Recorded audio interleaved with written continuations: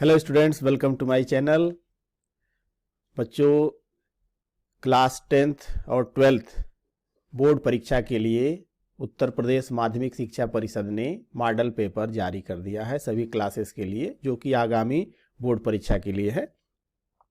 यहाँ पर आप देख रहे होंगे कि ये जो है model paper all subject class wise 2022-23 class 9th, 10th, 11th, 12th। तो आप जो है जिसका भी मॉडल पेपर चाह रहे हैं यहाँ पर जा करके और इसको क्लिक कर देंगे तो खुल करके आ जाएगा और आप उसे तैयार कर सकते हैं। मैं यहाँ पर आज आप लोगों के लिए जो है ये मॉडल पेपर जो है जो जारी हो गया है ये सभी सब्जेक्ट के लिए। अब इसमें देख रहे हैं कि फिजिक्स विषय कोड 151 फिजिक्स, यहाँ पे देखिए लिखा है डाउनलोड हिंदी वर्जन और इंग्लिश वर्जन। तो आप जिसका भी पेपर चाहते हैं हिंदी का या अंग्रेजी मीडियम का, वो पेपर यहाँ से आप डाउनलोड कर सकते हैं और उसे तैयार कर लीजिए, क्योंकि बोर्ड परीक्षा जो आगामी होगी वह इन्हीं पैटर्न पर होगी, अर्थात इसी तरह से प्रश्न आएंगे। और कुछ प्रश्न तो ये जो मॉडल पेपर है इस पेपर से भी होते हैं। तो ये मॉडल पेपर है, प्रतिदर्श पेपर ये इसमें दिया गया है, सभी इंस्ट्रक्शन है। ये इसमें पेपर थोड़ा छोटा छोटा है, इसलिए मैं आप अच्छे से देख सके इसलिए इसको मैंने अलग से लिख दिया है। तो ये देखिए विषय कोड 151 भौतिक विज्ञान, समय 3 घंटे 15 मिनट, अधिकतम अंक 70। इसमें प्रारंभ के 15 मिनट परीक्षार्थियों को प्रश्न पत्र पढ़ने के लिए दिए जाते हैं और जो निर्देश है कि सभी प्रश्न अनिवार्य है। 5 खंड हैं, अ ब स द य, और अ बहुविकल्पीय 1 नंबर, ब अति लघुत्तरीय 1 नंबर, स लघुत्तरीय फर्स्ट टाइप का 2 अंक के होंगे और द सेकेंड प्रकार के होंगे लघुत्तरीय, यानी इसमें आंसर थोड़ा बड़ा लिखना होता है तो ये 3 नंबर का होगा। और खंड यह जो है विस्तृत उत्तरी प्रश्न होता है 5 नंबर का, और इसमें जो क्वेश्चन नंबर 6, 7, 8, 9 होते हैं इन चारों में इंटरनल चॉइस दिया जाता है, जिसमें से आपको जो अच्छे से आ रहा हो आप उस प्रश्न को अटेम्प्ट करें। खंड अ, इसमें जो है प्रश्न जैसे पूछा गया कि निम्नलिखित विद्युत चुंबकीय तरंगों में न्यूनतम तरंग दैर्ध्य है, ये 4 ऑप्शन दिए गए हैं। अब इसमें आप देखें कि पराबैंगनी एक्स किरणें, माइक्रो तरंग और गामा किरणें, तो सबसे न्यूनतम तरंग दैर्ध्य होती है गामा किरण की। किसी कण का संवेग p है तो द्रव्य तरंग की तरंग दैर्ध्य होगी कितनी होगी? तो ये आपने पढ़ा हुआ है कि h/p होता है। 4 ऑप्शन है तो पहला ही ऑप्शन सही है, h/p। किरचॉफ का प्रथम नियम संरक्षण नियम पर आधारित है। कौन सा संरक्षण है? ऊर्जा का है, संवेग है, आवेश है या द्रव्यमान? तो ये आवेश संरक्षण पर। पीएन संधि डायोड में उत्क्रम संतृप्त धारा का कारण केवल अल्पसंख्यक आवेश, बहुसंख्यक ग्राही आयन या दाता आयन? तो इसमें अल्पसंख्यक आवेश के कारण होता है। अगला प्रश्न है पी टाइप एवं एन टाइप में क्रमशः बहुसंख्यक आवेश होते हैं। तो पी टाइप में पॉजिटिव मीन्स कोटर होना चाहिए और एन इलेक्ट्रॉन होना चाहिए। तो अब इसमें से आप देखेंगे कौन सा युग्म सही है। तो ये देखिए इसमें कोटर इलेक्ट्रॉन थर्ड ऑप्शन है, यानी थर्ड ऑप्शन इसका सही होगा। मीटर सेतु का तार निम्न में से किस धातु का बना होता है? तो आपको पता है कि जो प्रायोगिक तार यानी लैब में जो तार यूज किए जाते हैं प्रतिरोध के रूप में या किसी सर्किट में अधिकतर कनेक्टिंग वायर को छोड़ करके, तो ये सभी जो है बनाए जाते हैं एलॉय वायर के। और इसमें आप देख रहे हैं लोहा, तांबा, मैंगनीन या यूरेका या स्टील है, तो इसमें मैंगनीन या यूरेका का प्रयोग किया जाता है। खंड ब, ये देखिए बामर श्रेणी की न्यूनतम तरंग दैर्ध्य क्या है? एक एकल गोलीय पृष्ठ पर प्रकाश के अपवर्तन का सूत्र लिखिए। समस्थानिक का अर्थ एक उदाहरण देकर समझाइए। रेडियो एक्टिव किरणों को विभेदन क्षमता के बढ़ते क्रम में लिखिए। संधारित्र की धारिता कैसे बढ़ाई जा सकती है? और एंड गेट के लिए लॉजिक प्रतीक, बूलियन व्यंजक और इसकी सत्यता सारणी लिख दीजिए। तो ये जो है खंड ब में ये 6 क्वेश्चन होंगे 1-1 नंबर के। इसी तरह से ये खंड स और ये पूरे हैं। यहां पर आप इसको डिस्क्रिप्शन बॉक्स में जाकर के और जो है आप पीडीएफ इसका डाउनलोड कर लीजिएगा।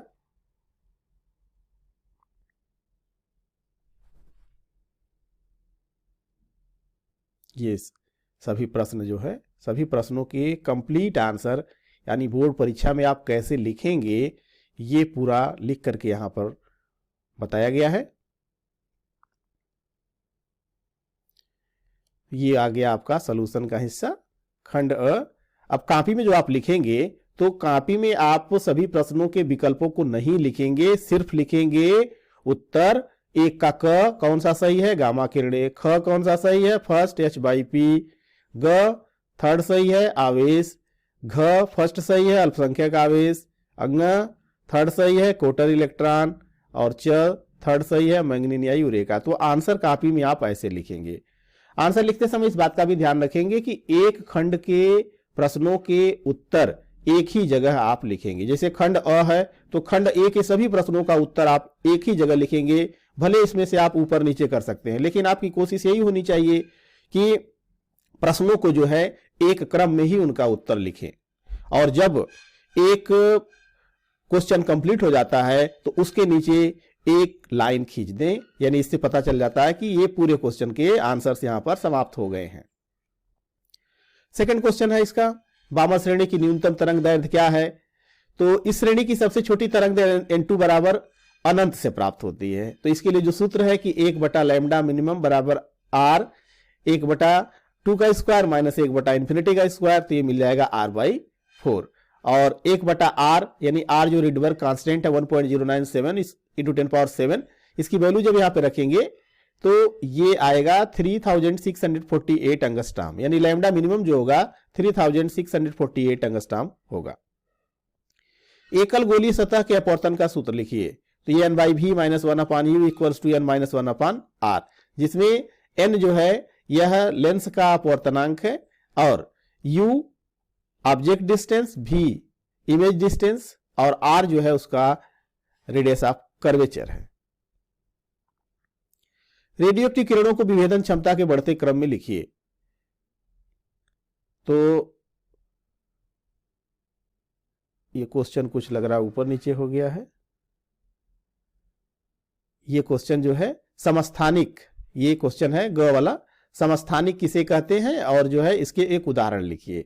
तो समस्थानिक में है कि एक ही तत्व के वे परमाणु जिनके परमाणु क्रमांक समान होते हैं परंतु द्रव्यमान संख्या भिन्न भिन्न होते हैं समस्थानिक कहलाते हैं।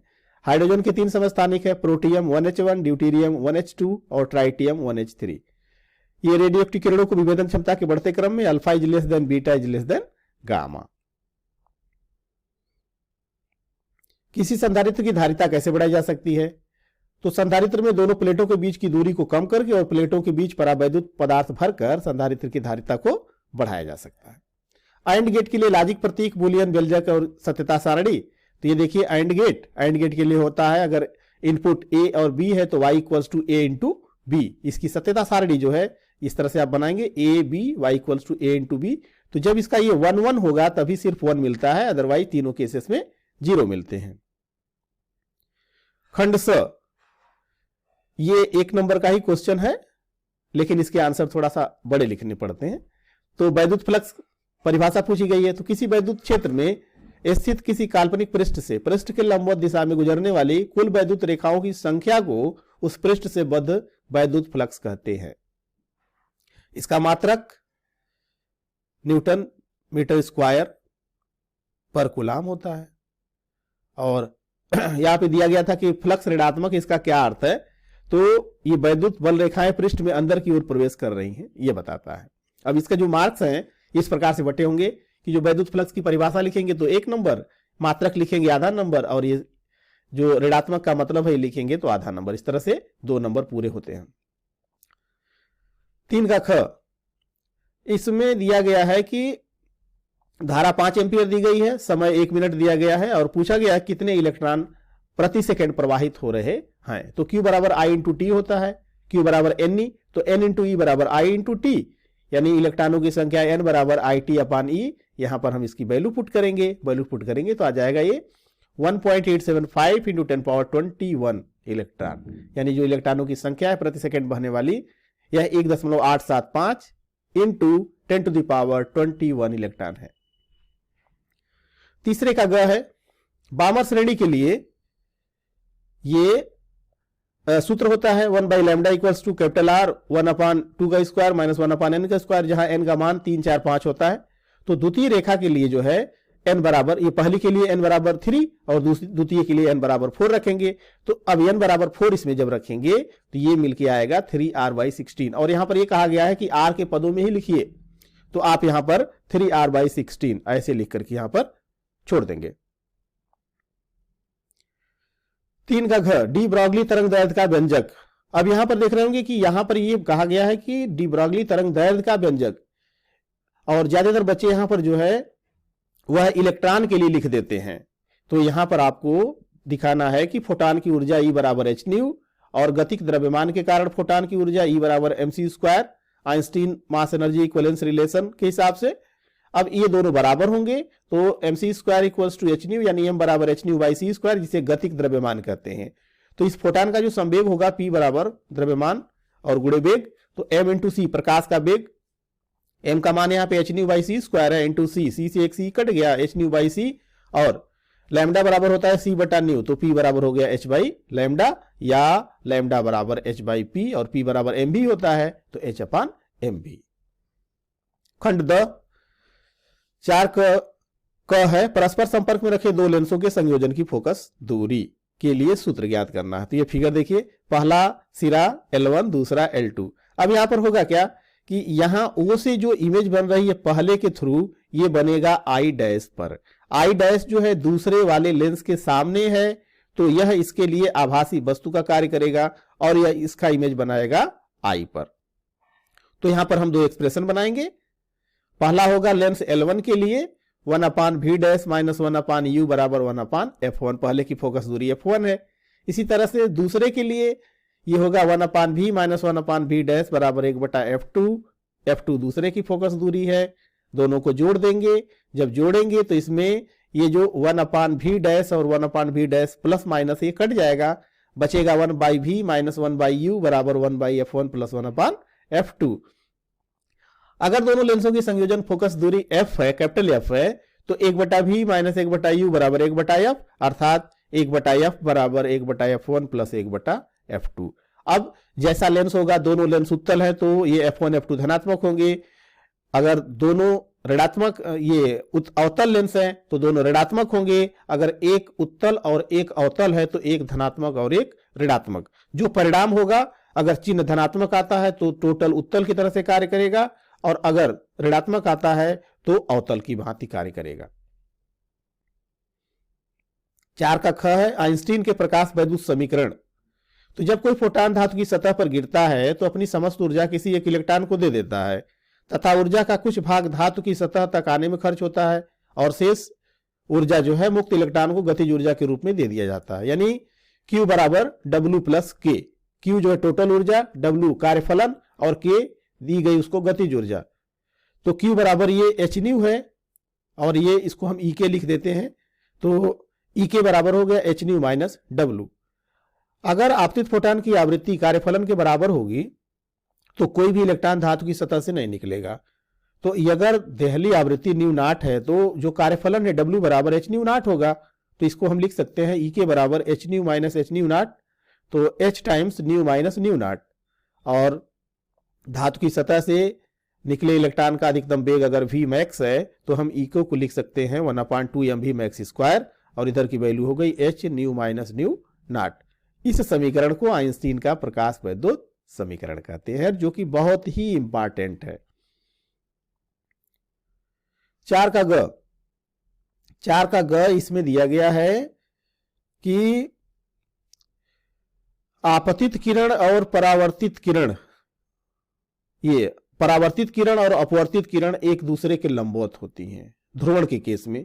तो मान लेते हैं कि किसी पारदर्शी माध्यम का अपवर्तनांक n है और ध्रुवण कोण IP है। ये जो है ध्रुवण कोण IP है। कोई प्रकाश किरण इस माध्यम के सीमा पृष्ठ पर ध्रुवण कोण IP पर आपतित होता है तो इसके लिए अपवर्तन कोण ये R है। ये कोण जो है R है। तो स्नेल के नियम से n बराबर sine IP upon sine R, और बूस्टर के नियम से n बराबर tan IP। तो इन दोनों को बराबर कर देंगे। जब बराबर करेंगे तो ये मिलेगा cos IP बराबर साइन R। इस R को कन्वर्ट करेंगे साइन के टर्म में, तो 90 माइनस R लिख सकते हैं। अब cos IP बराबर cos 90 माइनस R, तो IP बराबर 90 माइनस R। ये जो है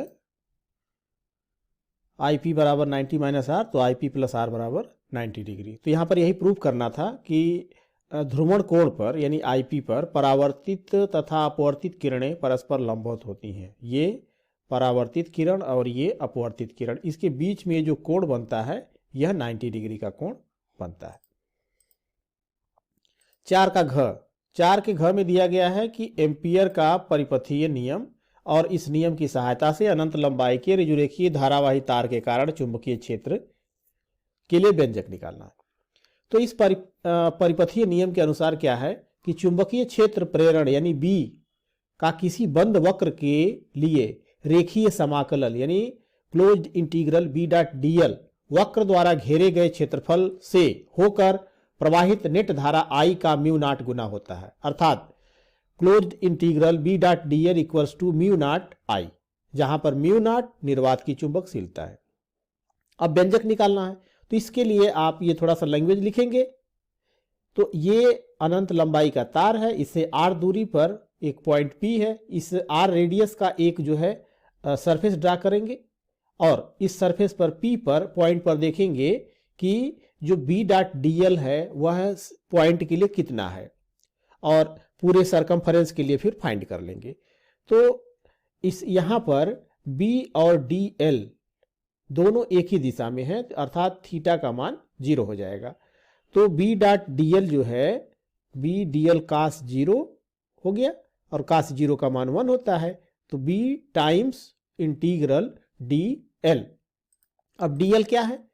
dl जो है यह इसका पूरा सरकमफेरेंस है अर्थात परिधि, तो 2 पाई r हो गया।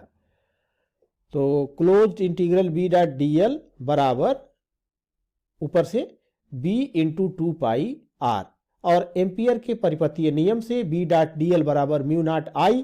अब इक्वेशन 1 और इक्वेशन 2 से इसको बराबर कर देंगे, तो B into 2 pi r is equals to mu naught I, यानी B equals to mu naught I upon 2 pi r। तो यह अनंत लंबाई के ऋजु यानी सीधे धारावाही तार के कारण उत्पन्न चुंबकीय क्षेत्र का व्यंजक है। 4 का अंग, इस क्वेश्चन में न्यूमेरिकल पार्ट है जिसमें दिया गया है कि L का मान जो है 40 मिली हेनरी है, तो इसे कन्वर्ट कर लेंगे हेनरी में, तो 40 गुणे 10 की घात -3। डेल्टा I का मान ये 2 से 12 हो जाता है, तो 12 - 2 यानी 10 एम्पियर हो गया। डेल्टा T 5 मिली सेकेंड, तो 5 × 10⁻³ सेकेंड हो गया। अब प्रेरित विद्युत वाहक बल के लिए सूत्र होता है E बराबर -L di/dt यानी delta I upon delta T। यहां पर इसका मान रखेंगे, मान रखने पर इसको सिंप्लीफाई कर लेंगे तो आ जाएगा 80 वोल्ट। 5 का क, उत्तल लेंस की फोकस दूरी दी गई है 20 सेंटीमीटर है, लेंस के पदार्थ का पूर्णांक 1.5 है, लेंस समतल उत्तल है यानी एक तल उसका समतल है और दूसरा उत्तल है। तो जो तल समतल है उसके लिए R1 इनफाइनाइट हो गया और R2 बराबर R मान लेते हैं। ये लेंस मेकर फार्मूला से 1/f equals to n - 1 1/R1 - 1/R2, इसमें वैल्यू पुट करेंगे तो 1/20 इज इक्वल्स टू 1.5 - 1 और ये आ गया 1/∞ - 1/R। तो 1/20 इक्वल्स टू ये आ गया -0.5R यानी R बराबर -10, अर्थात लेंस के उत्तल सतह की वक्रता त्रिज्या 10 सेंटीमीटर होगी। 5 का ख, ये भी न्यूमेरिकल पार्ट है जिसमें कि ऑब्जेक्टिव लेंस की फोकस दूरी दी गई है 144 सेंटीमीटर, आई पीस यानी नेत्रिका की दी गई है 6 सेंटीमीटर, आवर्धन क्षमता फाइंड करना है। तो दूरदर्शी के लिए आवर्धन क्षमता, दूरदर्शी या दूरबीन की आवर्धन क्षमता m बराबर -FO अपॉन FE, तो ये हो गया -144/6 दैट इज -24 यानी इसकी आवर्धन क्षमता होगी 24। दूरदर्शी में अभिदृश्यक और नेत्रिका के बीच की जो दूरी होगी यह FO प्लस FE होगी, तो 144 और +6 बराबर 150 सेंटीमीटर। 5 का ग है एलईडी लाइट इमिटिंग डायोड यानी प्रकाश उत्सर्जक सेल के बारे में बताना है और इसका कैरेक्टरिस्टिक लिखना है, VI कैरेक्टरिस्टिक। तो प्रकाश उत्सर्जक सेल एक विशिष्ट प्रकार का अधिक अपमिश्रित पीएन संधि डायोड होता है जो अग्र अभिनत में प्रकाश उत्सर्जित करता है। यह एक ऐसी युक्ति है जो अभिनत बैटरी से प्राप्त वैद्युत ऊर्जा को विकिरण ऊर्जा में परिवर्तित करती है। एलईडी का जो VI अभिलक्षणिक वक्र है यह सामान्य पीएन संधि डायोड की तरह से होता है। एलईडी की आंतरिक वोल्टता से अधिक वोल्टता पर एलईडी में सुचारू रूप से वैद्युत धारा का प्रवाह होता है। तो इस तरह से अगर आप इसमें देखें इसका फिगर, ये देखिए यहां पर ये इसका फिगर बनेगा इस तरह से।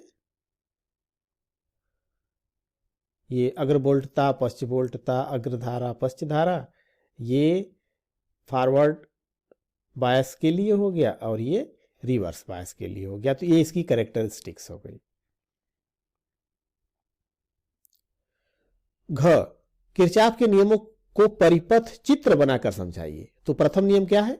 किसी वैद्युत परिपथ में किसी भी संधि पर मिलने वाली समस्त धाराओं का बीजगणितीय योग शून्य होता है, यानी समेशन आई इक्वल्स टू 0। तो इस फिगर में अगर आप देखें तो इसमें ये लेते हैं ना कि अगर धारा संधि की ओर जा रही है तो धनात्मक है, संधि से दूर जा रही है तो ऋणात्मक है। तो इस प्रकार से ये हम निकाल लेंगे। तो ये आ जाएगा I1 प्लस I5 बराबर I2 plus I3 plus I4। Second जो है नियम है कि किसी वैद्युत परिपथ में प्रत्येक बंद पास के विभिन्न खंडों में बहने वाली वैद्युत धारा एवं उनके संगत प्रतिरोधों के गुणनफलों का बीजगणितीय योग उस पास में समस्त वैद्युत वाहक बलों के बीजगणितीय योग के बराबर होता है। तो ये फिगर देखें। तो इस फिगर से जब आप बनाएंगे तो ये इक्वेशन बन करके आएगा। ये देखिए I1 इंटू R1 उसी दिशा में है, माइनस I2 इंटू R2 विपरीत दिशा में है, इक्वल्स टू ये हो गया E1 माइनस E2। इसी तरह से सेकेंड पास के लिए I2 R2 plus I1 plus I2 into R3 बराबर E2। तो ये हो गया किरचॉफ का नियम, जो कि बहुत ही इंपॉर्टेंट है। इसका अथवा पार्ट है, वैद्युत चुंबकीय तरंग का समीकरण दिया गया है। By equals to 8 into 10⁻6 sine 2 into 10⁻11 t plus 300 pi X tesla. तो स्टैंडर्ड इक्वेशन होता है B बराबर B0 sine omega t minus K X. तुलना करेंगे तो B0 equals to 8 into 10⁻6 tesla omega 2 into 10⁻11 के 300 पाई। अब लैम्डा बराबर होता है 2 पाई अपान के। तो ये वैल्यू पुट करेंगे तो ये आ जाएगा 6.66 10⁻³ मीटर, यानी इसकी वेवलेंथ निकल गई। E0 is equal to B0 C होता है। तो इससे जो है 8 इंटू 10⁻6 से B0 का मान है, C प्रकाश का वेग 3 इंटू 10⁸ मीटर पर सेकेंड। इसको सिंप्लीफाई कर लेंगे तो 2.4 इंटू 10⁻³ वोल्ट पर मीटर आ जाएगा। तो EZ यानी E पूछा गया है इसमें, EZ हो जाएगा 2.4 इंटू 10⁻³ साइन, और ये ब्रैकेट वाली जितनी वैल्यू है यही आ जाएगी वोल्ट पर मीटर। अब यहां देखिए Z क्यों लिखा गया। आपको पता है कि चुंबकीय क्षेत्र और वैद्युत क्षेत्र दोनों के लंबवत दिशा में तरंग, वैद्युत चुंबकीय तरंग चलती है। तो ये y दिशा में है और यह x दिशा की तरफ जा रही है। तो बचा क्या? z, यानी z जो है z की दिशा में वैद्युत क्षेत्र E का मान होगा। तो इसलिए यहां पर EZ लिखा जाएगा। 5 का अंग है, दिया गया है कि nवें कक्षा की जो ऊर्जा है वह -3.4 इलेक्ट्रॉन वोल्ट है। तो जो सूत्र होता है कि nवें कक्षा में इलेक्ट्रॉन की जो ऊर्जा होती है En बराबर -13.6 बटा n स्क्वायर EV। इसके इक्वेट करेंगे तो n स्क्वायर बराबर 4। तो इस तरह से n का मान आ जाएगा 2। अब जो है जब n का मान 2 आ गया तो इलेक्ट्रॉन का जो कोणीय संवेग है L बराबर NH/2 पाई। अब इसमें इसका मान रख दीजिए। तो जैसे ही मान रखेंगे तो 2 इंटू H/2 पाई, ये 2 से 2 कट गया तो H/पाई। H जो है प्लांक नियतांक है, इसका मान यहाँ पर रखेंगे, और पाई का मान 3.14 है। तो ये आ जाएगा 2.1 गुणे 10 की घात -34 किलोग्राम मीटर स्क्वायर पर सेकेंड। तो ये हो गया 5 का अंग। इसके बाद खंड यह है जो कि क्वेश्चन नंबर 6, 7, 8 और 9 है, जिसमें सब में आंतरिक चॉइस दिया गया है। तो इसका जो छठे का फर्स्ट पार्ट है, इसमें कह रहा है कि संधारित्र को परिभाषित कीजिए और समांतर प्लेट संधारित्र के लिए व्यंजक निकालिए। तो इसकी धारिता के लिए परिभाषा दे दीजिए कि किसी संधारित्र की विद्युत धारिता C उसे दिए गए आवेश Q तथा उसके कारण संधारित्र की प्लेटों के बीच विभवांतर V के अनुपात के बराबर होती है, यानी C बराबर Q बटा V। अब जो है इसका मात्रक इसका फैराड होता है। समांतर प्लेट की संधारित्र की धारिता के लिए व्यंजक, तो ये फिगर बना देंगे। ये अंदर का प्लेट ये प्लस और ये माइनस, आउटर जो है इसका आप जो ग्राउंड कर देंगे। दोनों के बीच की डिस्टेंस D है। वैद्युत क्षेत्र की दिशा प्लस से माइनस की तरफ होती है, तो ये E की दिशा हो गई। आवेश दिया गया है Q।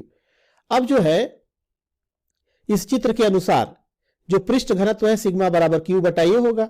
तो प्लेटों के बीच किसी बिंदु पर वैद्युत क्षेत्र की तीव्रता जो है E बराबर sigma upon K epsilon not होती है, जब इसके अंदर K जो है परावैद्युत रखा गया है। तो E बराबर sigma upon K epsilon not, अगर एयर होगा तो K का मान 1 हो जाएगा। तो E बराबर sigma upon K epsilon not ये वैल्यू पुट करेंगे तो Q upon K epsilon not ये हो जाएगा। दोनों प्लेटों के बीच की दूरी D और विभवांतर V है, तो जो E का मान होगा वह V बाई D होगा।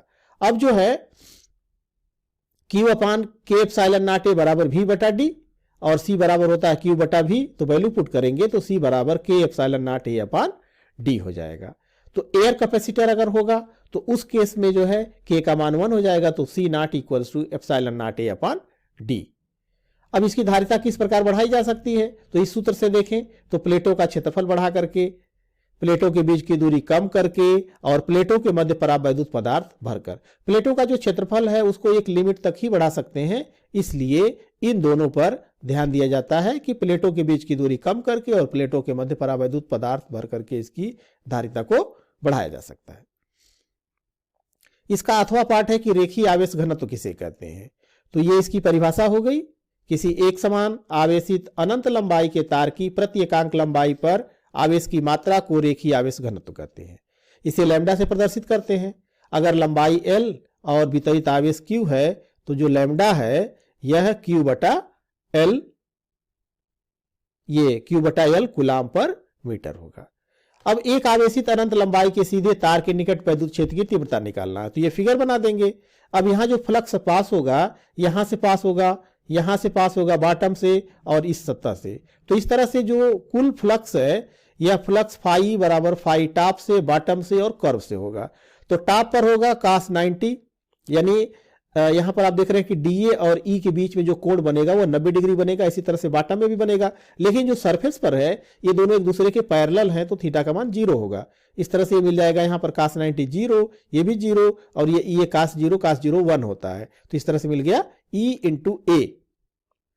अब E का मान आपको फाइंड करना है। अब A कितना है, तो A जो है यह सिलेंडर के आकार का हो गया, जो गासियन पृष्ठ है सिलेंडर के आकार का हो गया, तो 2 पाई RH यानी 2 पाई RL। और गास के नियम से होता है phi equals to Q upon epsilon naught. इन दोनों को इक्वेट कर देंगे तो E इंटू 2 पाई RL बराबर Q upon epsilon naught, that is E equals to 1 upon 2 pi epsilon naught R Q upon L। और Q अपान L का मान जो है यहां से देखिए लैम्डा है, तो 1 upon 2 pi epsilon not lambda upon R। ये हो जाएगा एक आवेशित अनंत लंबाई के सीधे तार के निकट वैद्युत क्षेत्र की तीव्रता। क्वेश्चन नंबर 7, ये न्यूमेरिकल पार्ट है। R दिया गया है, V दिया गया है, B फाइंड करना है। तो I बराबर होता है Q बाई T, तो Q बाई T से ये T बराबर 2 पाई R अपान V, तो ये हो गया EV अपान 2 पाई R। अब धारावाही वृत्त के केंद्र पर चुंबकीय क्षेत्र की जो तीव्रता है B बराबर mu naught I upon 2R होता है, तो I का मान यहां से पुट कर देंगे EV अपान 2 पाई R, और इसको सिंप्लीफाई करेंगे तो म्यू नॉट अपान 4 पाई EV अपान R स्क्वायर। अब यहां पर इसका मान रख देंगे और यह आ जाएगा B इक्वल्स टू 1.2 टेस्ला। इसका अथवा पाठ है कि दो समानांतर धारावाही चालक के बीच लगने वाले बल के लिए सूत्र के व्यंजक ज्ञात कीजिए। तो ये दो तार हैं AB और CD, I1 और I2 धारा जा रही हैं। एक बार दिखाया गया है कि इसमें समान दिशा में है और एक में विपरीत दिशा में है, तो कोई एक निकालेंगे आप। तो बायो-सेवर्ट के नियम के अनुसार I1 के कारण यहां पर B1 होगा जो बल लगेगा, तो बल I2 B1 L साइन हो जाएगा 90। इस तरह से ये म्यू नॉट अपान 2 पाई I1 I2 L अपान R। तो चालक जो तार CD है इसमें जो प्रति मीटर लंबाई पर लगने वाला जो बल है F बटा L होगा, वह होगा म्यू नॉट अपान 2 पाई I1 I2 अपान R न्यूटन पर मीटर। क्वेश्चन नंबर 8, एलसीआर श्रेणी क्वेश्चन नंबर 8। क्वेश्चन नंबर 8 में एलसीआर श्रेणी अनुनादी परिपथ के बारे में पूछा गया है। तो वह परिपथ जिसमें आरोपित वोल्टेज की आवृत्ति परिपथ की स्वाभाविक आवृत्ति के बराबर होती है श्रेणी अनुनादी परिपथ कहलाता है। इसमें वोल्टेज और धारा समान कला में होते हैं। तो मान लिया सी धारिता का एक संधारित्र, एल प्रेरकत्व की एक कुंडली और प्रतिरोध आर, प्रत्यावर्ती धारा स्रोत भी बराबर भी नॉट साइन ओमेगा टी के श्रेणी क्रम में जुड़े हैं। तो परिपथ की जो प्रतिबाधा होगी वह जेड बराबर under R square plus XL minus XC whole square, XL बराबर ओमेगा एल होता है और एक्ससी बराबर 1/ओमेगा सी होता है। वैल्यू पुट कर देंगे। तो यदि आरोपित प्रत्यावर्ती वोल्टेज और परिपथ में बहने वाली धारा के बीच में कलांतर फाई हो तो इसमें tan फाई बराबर हो जाएगा एक्सएल बटा एक्सी बटा आर। यहां पर मान रख देंगे इसका, तो ओमेगा एल माइनस 1/ओमेगा सी बटा आर। परिपथ में जो धारा आई बराबर भी बटा जेड है वो एक्सएल बराबर एक्ससी हो तो फाई बराबर 0 हो जाएगा, अर्थात वोल्टेज भी और आई दोनों जो है समान कला में होंगे। तो इनके बीच जो कोण होगा यह शून्य होगा। इस स्थिति में परिपथ की जो प्रतिबाधा है वह जेड बराबर आर, मतलब कि जो प्रतिरोध लगा हुआ है उसके बराबर होगी और न्यूनतम होगी और धारा अधिकतम होगी। तो इस प्रकार से इसे कहते हैं श्रेणी अनुनादी परिपथ। अब अनुनाद की स्थिति में एक्सएल और एक्ससी बराबर होते हैं तो ओमेगा एल बराबर 1/ओमेगा सी। तो जो ओमेगा है यह 1/√LC हो गया, यानी एफ बराबर फ्रीक्वेंसी जो अनुनादी फ्रीक्वेंसी है यह ओमेगा अपान 2 पाई, तो 1/2 पाई √LC। अब इसमें आर कहीं पर नहीं आया है, इसका मतलब है कि अनुनादी आवृत्ति प्रतिरोध पर निर्भर नहीं करती है। इसका अथवा पाठ है, यंग के एक प्रयोग में 4000 एंगस्ट्रॉम तरंग दैर्ध्य का प्रकाश प्रयोग करने पर 2 मीटर दूरी स्थित पर्दे पर 0.6 मिलीमीटर चौड़ी फ्रिंज बनती है। यदि पूरे उपकरण को 1.5 अपूर्णांक वाले द्रव में डुबो दिया जाए तो फ्रिंज की चौड़ाई ज्ञात कीजिए।